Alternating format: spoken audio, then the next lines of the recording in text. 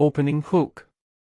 What if I told you that the parking lot of the future isn't just a place to leave your car, it's a money-making, planet-saving, high-tech hub? Because that's exactly what's happening with Reading Council's bold new solar EV charging plan for their M4 Park and Ride. And honestly, this isn't just about electric cars, it's about rethinking how cities fund public services in the 21st century. Let's unpack this. The project adds solar-powered EV charging to a 600-space parking lot near the A33, with a promise it'll stay open during construction. At first glance, that sounds like a logistical nightmare. But wait, why does this matter? Because it reflects a critical lesson councils are finally learning: infrastructure upgrades can't mean shutting down access. If you want adoption of green tech, you have to make it convenient. Disruption kills innovation. This phased approach? That's Reading saying, we see you, commuters, we're not making you choose between practicality and sustainability.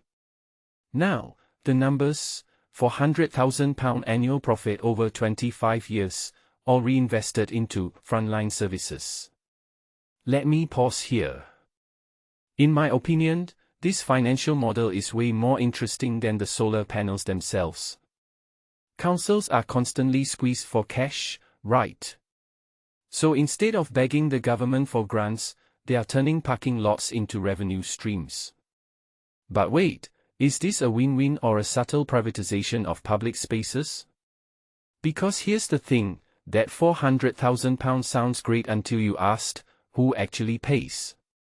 If EV drivers are subsidizing everyone else's services, are we creating a two-tier system where green commuters foot the bill? That's a debate no one's having yet.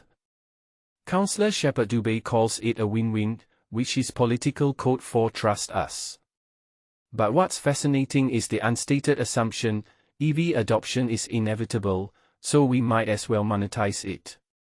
And that's true.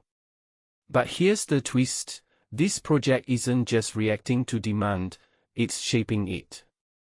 By placing chargers in park-and-ride locations, they're nudging suburban commuters toward EVs while subtly pushing city residents toward public transit. It's infrastructure as social engineering. I love that ambition, but will it work? Or will it just become a parking lot full of Teslas waiting to charge like smartphones at a coffee shop? The council's still chasing external grants, which feels contradictory. If this scheme is such a cash cow, why need subsidies? This raises a deeper question: are local governments betting on green tech as a financial savior, or is this optimism masking hidden costs? Solar panels and chargers aren't free to maintain. And let's be real, EV tariffs are a wild west right now. When they admit the pricing hasn't been set yet, that's a red flag. The real challenge isn't building the tech, it's designing a fair, stable pricing model that doesn't alienate users. So where's the bigger picture here? For me, this project symbolizes a seismic shift: cities treating infrastructure as active assets, not passive spaces. Parking lots are becoming power plants. Bus stops could be Wi-Fi hubs. Streetlights might mine cryptocurrency. Okay, maybe not that far yet. But the trend is clear: public spaces are evolving into multipurpose ecosystems. And if Reading pulls this off, we could see a wave of green municipalism, where councils fund hospitals and schools through solar farms in car parks. That's the dream. Final thought: is this genius or a band-aid on a sinking ship? The cynic in me wonders if we're just polishing the surface while ignoring deeper transport issues. But the optimist, the one who actually believes in practical climate action, sees a blueprint here.